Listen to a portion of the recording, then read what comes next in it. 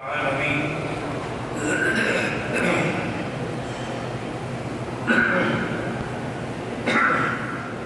والصلاة والسلام على أشرف الأنبياء سيد المرسلين سيدنا محمد وعلى آله وأصحابه أجمعين. اللهم صل على سيدنا محمد وعلى آل سيدنا محمد كما صليت على إبراهيم وعلى آل إبراهيم في العالمين إنك حميد مجيد. أعوذ بالله من الشيطان الرجيم. بسم الله الرحمن الرحيم. وكأي من آية في السماوات والأرض يمرون عليها وهم عنها معرضون وما يؤمن أكثرهم بالله إلا وهم مشركون. أفأمنوا أن تأتيهم غاشية من عذاب الله أو تأتيهم الساعة بغتة وهم لا يشعرون.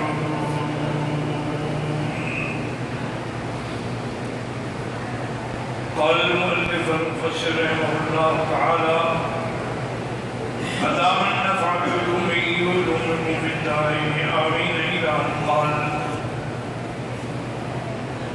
رواه الإمام أحمد بأبسط من هذا فقال: حدثنا أبو معاوية قال حدثنا الأعمش عن عمرو بن مرة بن يحيى الجزار عن ابن أخي زينب وعن زينب امرأة عبد الله بن مسعود قالت: كان عبد الله إذا جاء من حاجة فانتهى إلى الباب تنحنح وبزق كراهة أن يهدمها على أمر يكره. قالت: فإنه جاء ذات يوم نزرعها وإني عجوز تلقيني من الحمرة فأدخلتها تحت السرير. قال: ودخل فجلس إلى جانبي ورأى في عنقي خيطا فقال: ما هذا الخيط؟ قال: كنت خيطا وكأني رقية فأخذه فقطعه ثم قال: إن آل عبد الله لا أغنياء عن الشرك. سمعت رسول الله صلى الله عليه وسلم يقول: إن الرقى والتمائم والتعبدة شرك. قالت: قلت: لم تقول هذا وقد كانت عيني تقذف فكنت أختلف إلى فلان اليهودي يرقيها فكان إذا رقاها سكنت فقال: إنما ذاك من الشيطان كان ينظر بيدي فإذا رقاها كفانها. إنما كان يكفيك أن تقولي كما قال النبي صلى الله عليه وسلم: إذي بالباس رب الناس اشفي وأنت الشافي لا شفاء إلا شفاءك شفاء لا يغادر سقما. اس روایت میں یہ آتا ہے کہ بی بی زینب یہ حضرت عبداللہ ابن مسعود رضی اللہ تعالیٰ عنہ کی بیوی ہے. وہ فرماتی ہے کہ مجھے تکلیف تھی عمرہ کی اور حضرت عبداللہ جب بھی تشریف لاتے تھے تب دروازے پہ آتے تو کھنکھارتے تھے تاکہ گھر والوں کو پتہ لگ جائے. آدمی اچانک داخل ہو تو کسی بری حال میں نہ دیکھے. تو بی بی فرماتی ہیں کہ ایک دن وہ آئے، انہوں نے حسب عادت کھنکھارا اور میرے پاس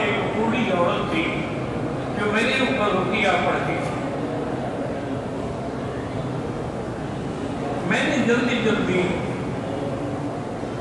اس کو اپنے چارپائی کے نیچے چھپا دیا. بی بی فرماتی فدخل فجلس الی جانبی، حضرت عائشہ میرے ساتھ آ کے بیٹھے. فرعا فی عنقی خیطا، ان نے میری گردن میں ایک دھاگا بنا ہوا بھی دیکھا. فرمایا کہ ما ھذا الخیط، یہ کیا ہے؟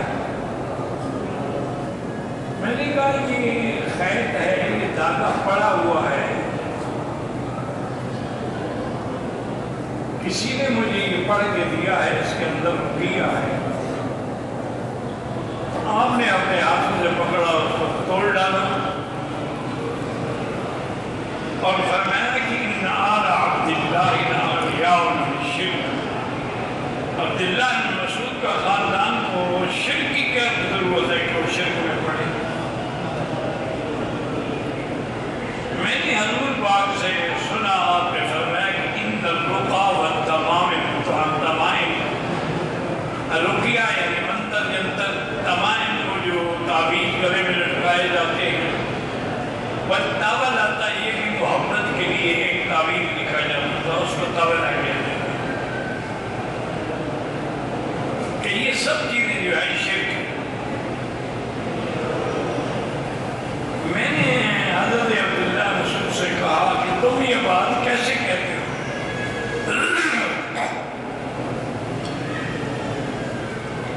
میری آنکھ کے اندر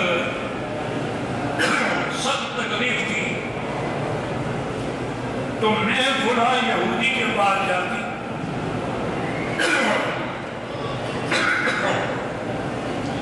وہ کچھ منتر پڑھتا تو میری آنکھ ٹھیک ہو جاتی. آپ نے فرمایا اللہ کی بندی، یہ سب شیطان کا جادو ہے. وہی چھیڑتا ہے اور جب یہودی پڑھتا ہے تو چھیڑنا بند کر دیتا ہے، تو آپ کو محسوس ہوتا ہے کہ میں ٹھیک ہو گئی. تم ان باتوں کو چھوڑ دو اور اسی پہ عمل کرو جو ہم نے حضور صلی اللہ علیہ وسلم سے سنا ہے کہ جب بھی کوئی بیماری ہوتی، کوئی تکلیف ہوتی تو ہمیشہ آپ یہ دعا پڑھتے تھے، اذهب بالباس رب الناس اشفی انت الشافی لا شفاء الا شفاءک شفاء لا یغادر سقما. تم یہ پڑھ لیا کرو اور کسی چیز کی ضرورت نہیں. اب سمجھیں کہ ایک ہے رقیہ شرعیہ، یعنی جس کا ثبوت شریعت میں موجود ہے، جیسے معوذتین حضور پڑھ کے ہاتھوں پہ دم کر کے سارے بدن پہ پھیرتے تھے. اسی طرح اعیذکما بکلمات اللہ التامۃ، اور اسی طرح اعوذ باللہ بکلمات اللہ التامۃ من شر شیطان وہامہ ومن کل عین لامہ. آپ پڑھ کے حسن حسین رضی اللہ تعالیٰ عنہ کو اپنے ہاتھوں پہ پھیرا کرتے تھے. اور اسی طرح سورۃ فاتحہ جو ہے اس کے پڑھنے میں تو لازم شفا ہے کہ اس کا نام ہی شافیہ ہے. ایک صحیح حدیث مبارک میں واقعہ ہے کہ کچھ صحابہ کرام سفر میں تھے، ایک جگہ ان کو رات پڑ گئی تو اس دور میں یہ کہتا تھا کہ بھی جو بھی مسافر ہو اس کو کھانا دیا جائے. اس میں مذہب مسلک نہیں دیکھا جاتا تھا. لیکن وہ بستی والے اللہ عالم بخیل تھے، متعصب تھے، ان نے مسلمانوں کو کچھ نہ دیا. اور ہوٹل تو ہوتے نہیں تھے کہ آدمی خرید لے.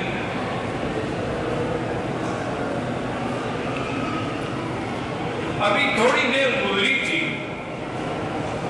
کہ بستی والوں میں سے ایک آدمی آیا، اس نے آ کے سلام کیا پوچھا حل من راکن تم میں کوئی آدمی رقیہ پڑھنے والا بھی ہے؟ ایک صاحب نے کہا کہ ہاں میں پڑھتا ہوں. اور نے کہا کہ ہمارا جو سردار ہے نا بستی کا، قوم کا، قبیلے کا، اس کو ایک بچھو نے کاٹا ہے.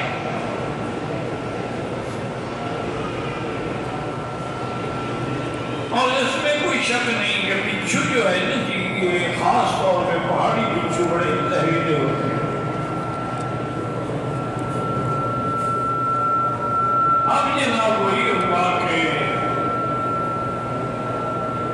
اس صحابی کو ہم نے کہا کہ بچھو تم بڑا وزن کا کہ نہیں، میں ایسے تو نہیں، میں 40 بکریاں معاملہ لوں گا پھر پڑھوں گا. انہوں نے کہا کہ ہم دیں گے، ہمارا سردار نہ مر جائے، 40 بکریاں ہم دے دیں. وہ صحابی کہہ رہے ہیں پڑھتے رہے. اس کو اللہ کی شفا دی، اس کا درد سے ختم ہو گیا. انہوں نے خوشی سے 40 بکریاں دے دی. اب جب 40 بکریاں لے کے آئے تو نے ساتھی سے کہا کہ دے کرو 2-3 کھاؤ بتاؤ. کچھ تو مان گئے. انہوں نے کہا بھی ہم تو نہیں کھاتے. جب تک حضور صلی اللہ علیہ وسلم سے ہم نہ پوچھیں کہ یہ اجرت لینا جائز ہے، کھانا جائز ہے، نہ جائز ہے،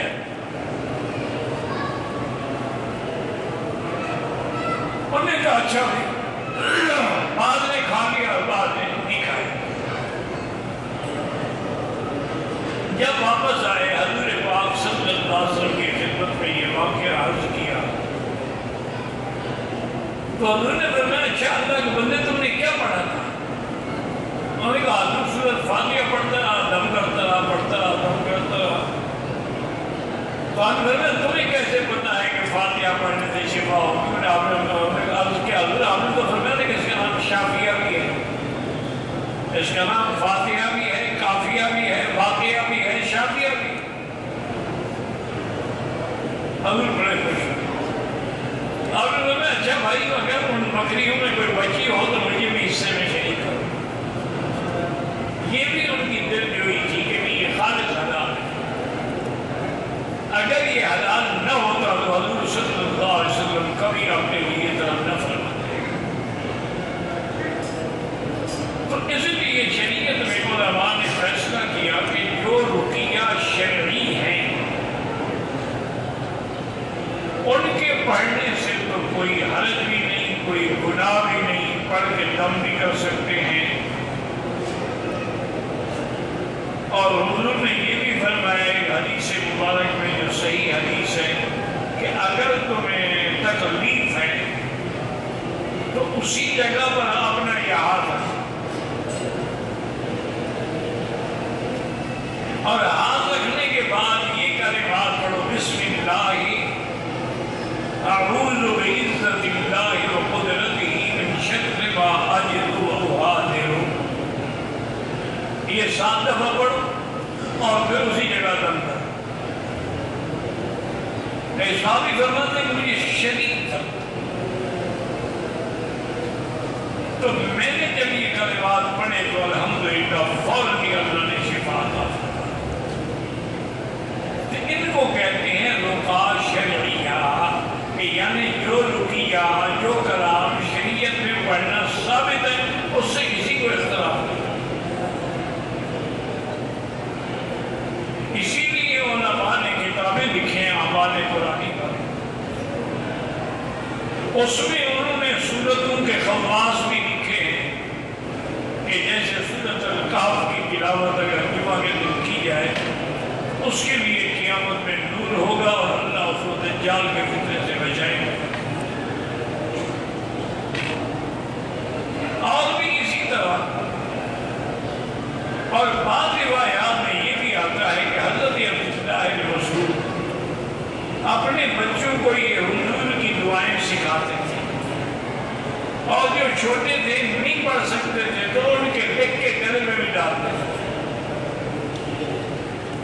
اس لیے علماء کہتے ہیں کہ اگر رقیہ قرآن سے ہے یا حدیث پاک سے ہے، فرمان رسول صلی اللہ علیہ وسلم ثابت ہے تو اس کے کرنے میں کوئی حرج نہیں۔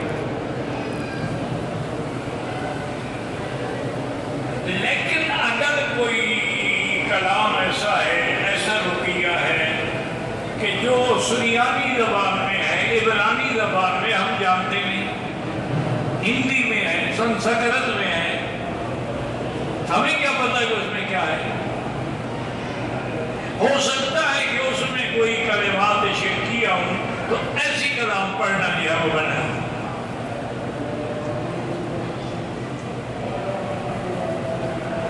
باقی یہ جو بات ہے نا جی اصل میں اہل اللہ کی،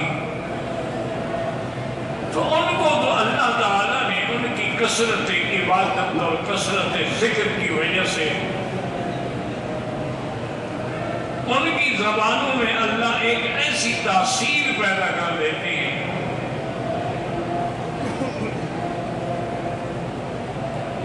کہ وہ جو کہتے ہیں اللہ ان کو سچا کر دیتے ہیں۔ صحیح حدیث میں ہے، آپ نے فرمایا رب اشعث اغبر لو اقسم علی اللہ لأبرہ، او کما قال النبی صلی اللہ علیہ وسلم۔ آپ نے فرمایا کہ بہت بعض آدمی ایسے ہوتے ہیں کہ بالکل بوسیدہ حال، بالوں میں مٹی پڑی ہے، کپڑے کے میلے کچیلے ہیں، لیکن اگر وہ کسی بات پہ قسم کھا لے گا تو اللہ ان کو سچا کر دے۔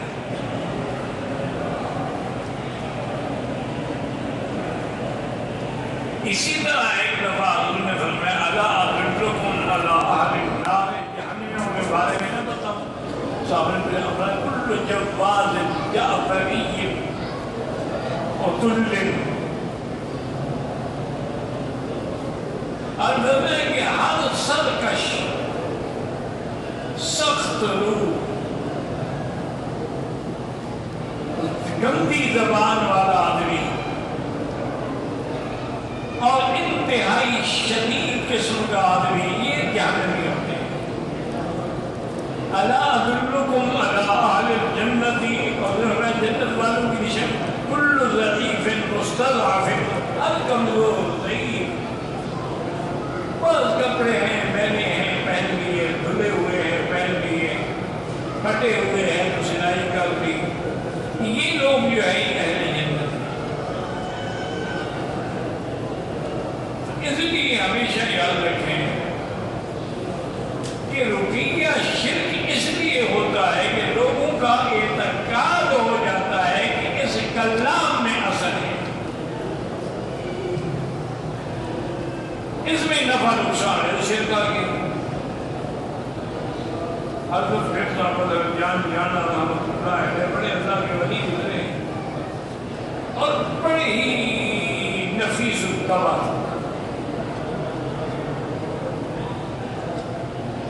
ان کو اگر کوئی آدمی آگے تنگ کرتا، حضرت طویل دیکھنے فرماتے بھائی میں طویل نہیں لکھتا ہوں، میں تو نہیں لکھتا طویل وغیرہ۔ جب کوئی آدمی مجبور کر دیتا تو کاغذ پہ لکھ کے دیتے کہ یہ تعلیم ہے، لے جاؤ، اس کا کام ہو جاتا۔ ایک دن کسی کو خیال آیا کہ یار یہ تعویذ ہم بھی تو سیکھیں، کیا لکھتے ہیں کہ کام ہو جاتا ہے۔ کھول کے دیکھا تو لکھا تھا ہر چکنا تو تو کھولا تو بندہ ہے آج اس چکنا، جو کرتا ہے وہ کرتا ہے، آج اس بندہ ہے کیا کر سکتا۔ اسی طرح ایک اور بزرگ کے بارے میں بھی ہے کہ ان کو جب کسی نے تنگ کیا، تعویذ لکھ کے دے دیا، اور اس نے جب کھول کے پڑھا تو اس میں لکھا تھا کہ یا اللہ میں کچھ جانتا نہیں، تیرا بندہ مانتا نہیں، آگے تیری مرضی۔ اب یہ میں تعویذ تھوڑا ہوتا تھا، بس اللہ نے ان کی زبان میں اثر رکھا تھا، ان کی باتوں میں تاثیر ہوتی تھی، کیونکہ کثرت فکر سے ایک ایسی تاثیر پیدا ہو جاتی ہے کہ پھر آدمی جو بھی کہتا ہے وہ سچ ہو جاتا ہے۔ اس کے تجربے کے لیے اولیاء اللہ نے یہ لکھا ہے کہ تم 40 دن کے لیے اپنی آنکھیں نیچے رکھو، نظر پر قدم،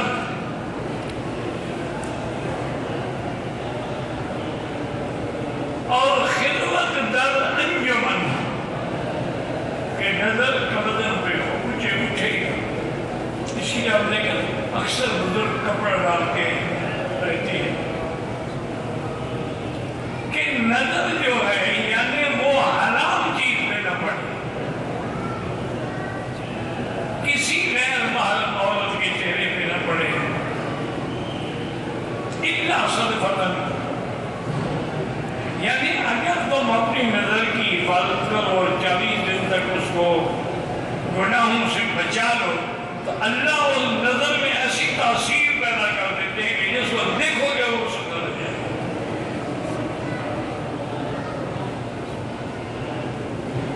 اسی لیے لوگ کہتے ہیں میں فلاں اللہ والے کی خدمت میں گیا، حضرت کو نظر ڈالی، مجھے پتہ نہیں کیا ہو گیا۔ تو نظر کی حفاظت کرو گے تو نظر میں اثر ہوگا،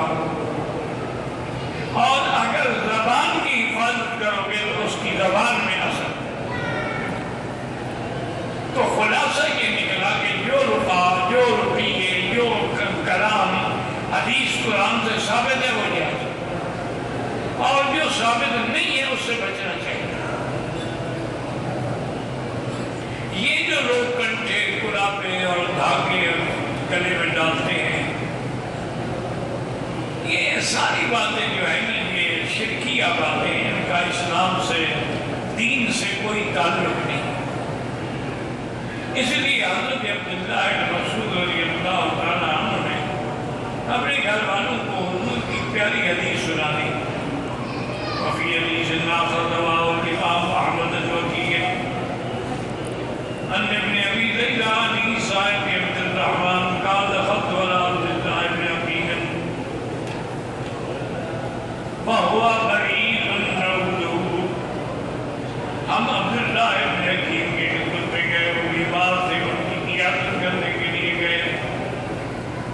فقیل له لو تعلقت شيئا فقال اتعلق شيئا وقد قال رسول الله تعلق شيئا وكل إليه۔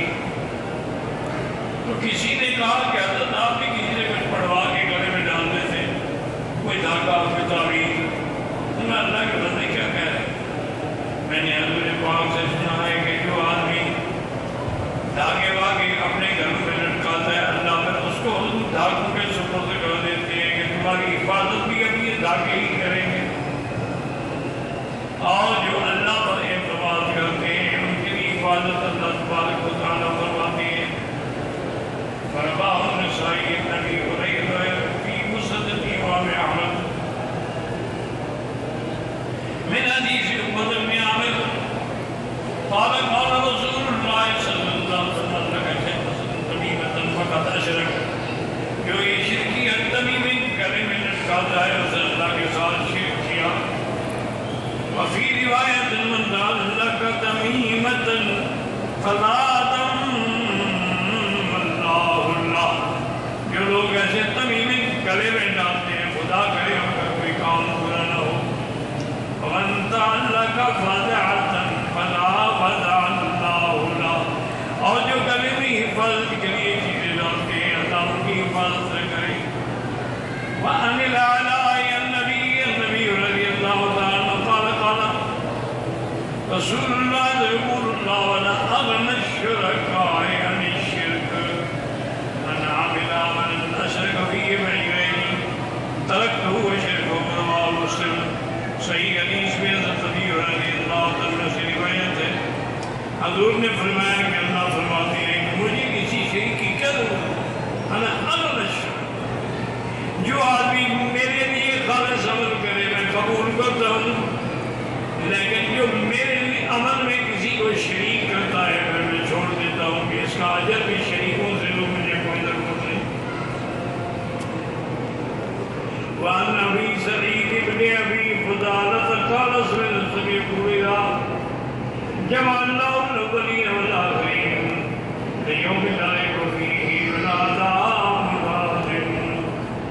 حضرت ابی سعید بن ابی فضالہ سے روایت ہے، انہوں نے فرمایا کہ میں نے حضرت پاک سے سنا، سرکار پاک نے فرمایا کہ جب قیامت کے دن اولین اور آخرین میدان حشر میں جمع ہوں گے، نادا مناد، ایک آواز دینے والا آواز دے گا، من کان فی اشرک فی عمل عمله للہ فلیطلب ثوابہ من عند غیر اللہ۔ جس نے بھی اللہ کے ساتھ شرک کیا تھا اپنے عمل میں، آج وہ ثواب بھی اسی سے حاصل کرے، اللہ کے ہاں کوئی ثواب نہیں ہے۔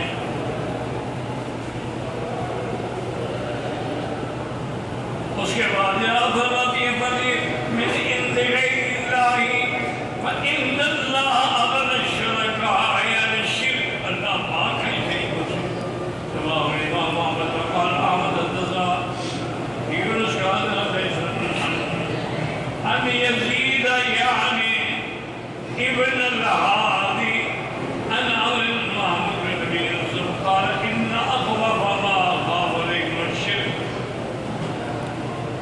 آپ نے فرمایا کہ مجھے اپنی امت میں سب سے زیادہ ڈر شرک کا۔ الشرک الاصغر، چھوٹا شرک جس کو سمجھتے ہو۔ قالوا والشرک الاصغر یا رسول اللہ، صاحب نے پوچھا چھوٹے شرک سے کیا مراد ہے؟ آپ نے فرمایا جو کسی کو دکھانے کے لیے عمل کرے، نمازیں پڑھے تو دکھانے کے لیے، عبادت دکھانے کے لیے، یہ شرک کیوں اللہ کے سوا غیر کو بھی شریک کر رہے ہیں۔ یہ دیکھ کے کچھ نئے متقد ہو جائیں گے، یہ بڑا بھی ہے، بڑا عبادت گزار ہے، یہ ریا ہے، ریا شرک۔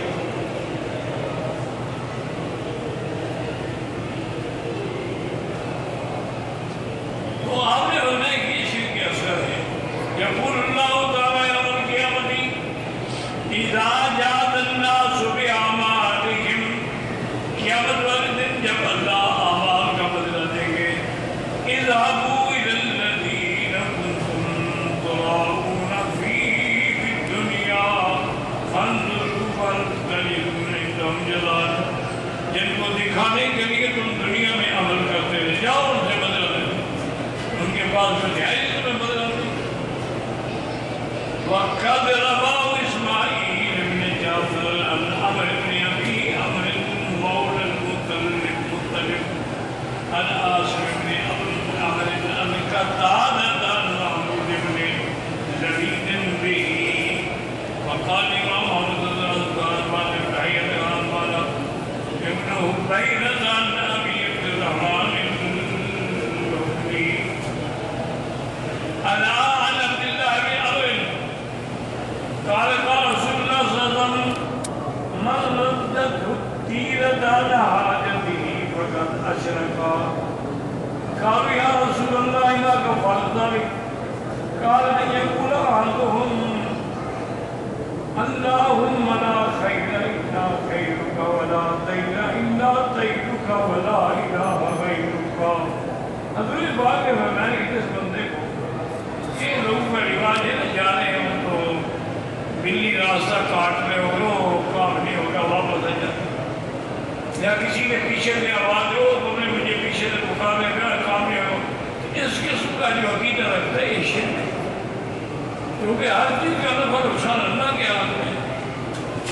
تو صاحب نے پوچھا اللہ کا ایسا کو واقعہ ہو اور دل میں کھٹ کھٹ ہو تو کیا کرے آپ؟ اور ہمیں یہ دعا کیا ہے اللہم لا طیر الا طیرک لا خیر الا خیرک ولا الہ غیرک، بس یہ پڑھ لے آ جائے اپنے کام پہ، اس کا کوئی نقصان بھی نہیں ہوگا۔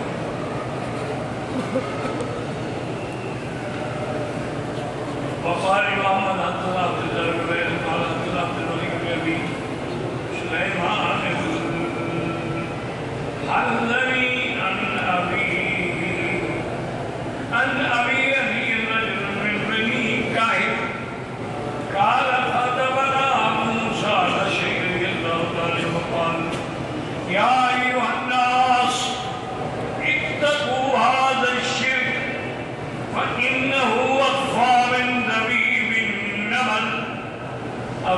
عشری نے خطبہ پڑھا، فرمایا لوگوں خبردار شرک سے بچو، یہ شرک اتنا معمولی سا جیسے چیوٹی چلتی ہے نا، پتہ نہیں لگتا، ایسی اس کی بھی آواز نہیں آتی اور پتہ بھی لگتا، باقی شرک کے اندر مبتلا ہو جاتا ہے۔ فقال له من شاء الله ان يقول فكيف نتقي وهو اقوى من دبيبة النمل۔ کیا کسی نے پوچھا جب وہ اتنا چپکے سے اتنا کہ آواز ہی بدل رہی بچے کیسے؟ نقول اللهم إنا نعوذ بك من أن نشرك بك شيئا نعلمه وأستغفرك بما لا نعلمه۔ البتہ یہ پڑھ کے البتہ انشاءاللہ شرک سے محفوظ رکھے۔ قد وافجنا قلبی أن السائل في ذلك هو الصديق، جس نے سوال کیا تھا وہ حضرت ابوبکر صدیق ہے۔ لماذا اور حافظ یعنی ابو یعلا حسین حدیث العزیز المسلم اللیث بن ابی سلیم عن ابی محمد بن معقل بن يسار قال شهد النبي صلى الله عليه وسلم بقول صديق رضي الله عنه انه قال الشرك اخفى فيكم من دبيب النمل، فقال ابو بکر رضی اللہ تعالی عنہ وعلى الشرك الا من دعا لا اله الا الله۔ حضرت صدیق نے کہا تو شرک تو وہ ہے کہ اللہ کے ساتھ کسی غیر کو پکارے کہ یا اللہ، یا علی، یا رسول اللہ، یا نبی، یا حسین، تو وہ تو غیر کو پکارنے والا شرک ہے۔ آپ نے فرمایا اللہ کے بندے الشرک فیکم اخفی من دبیب النمل، شرک تو اتنی چھپکے سے ہے جیسے کہ چیوٹی کی چال کی آواز ہی نہیں آتی، پتہ نہیں لگتا۔ ثم قال لا أدلك على ما يذهب عنك ما يذهب عنك ذلك صغير ذلك وكبيره۔ حضرت میں ہم کو کیا میں بتاؤں، اگر وہ تم پڑھ لو تو اللہ تمہیں ہر شرک سے بچائے، بڑے سے بھی چھوٹے سے بھی۔ اللہم انی اعوذ بک ان اشرک بک وانا اعلم واستغفرک مما لا اعلم وقد رواه الحافظ القاسم البغوی عن شباب بن فروخ عن يحيى بن كثير عن الثوري بن اسماعيل بن ابي خالد عن قيس بن ابي حازم عن ابي بكر الصديق رضي الله تعالى عنه قال قال رسول الله الشرك اخفى في امتي من دبيب النمل الى الصباح۔ حضرت فرمایا میری امت میں شرک ایسے شہید داخل ہوتا ہے جیسے کوئی کیوٹی کسی پتھر میں چل رہی ہو تو کوئی آواز نہیں۔ قال وقال ابو بکر یا رسول اللہ کیف النجات وخرج من ذلك، ایسے شرک سے نجات کا کیا طریقہ ہے؟ فقال اول شيء لا بد برئت من قليله وكثيره وصغيره وكبيره۔ اگر میں تمہیں بتا دیتا ہوں یہ پڑھ لیا کرو تو اللہ ہر قسم کے شرک سے، بڑے سے، چھوٹے سے، زیادہ سے کم، سب سے بچا لے گا۔ اللہم انی اعوذ بک ان اشرک بک وانا اعلم واستغفرک بما لا اعلم۔ قال الدارقطني عن ابن كثير هذا يقال له ابو النضر متروك الحديث، وقد روى الامام احمد وابو داود والترمذي وصححه النسائي من حديث يعلى ابن خطاب سمعت عمرو بن عاصم سمعت قال قال ابو صديق يا رسول الله صلى الله علمني شيئا نقوله اذا اصبحت واذا امسيت۔ حضرت صدیق نے عرض کیا کہ یا رسول اللہ مجھے کوئی دعا سکھائیں جو میں صبح کو بھی پڑھوں، شام کو بھی پڑھوں، وَإِذَا أَخَذْتُ مَضْجَعِي جب میں سونے کے لیے لیٹوں پڑھوں۔ اور میں یہ دعا پڑھا گا اللہ فاطر السماوات والارض عالم الغیب والشہادہ فقد شیء غریبہ اشهد ان لا الہ الا انت اعوذ من شر نفسی من شر الشیطان الرجیم۔ رواه ابو داود والنسائی وصححه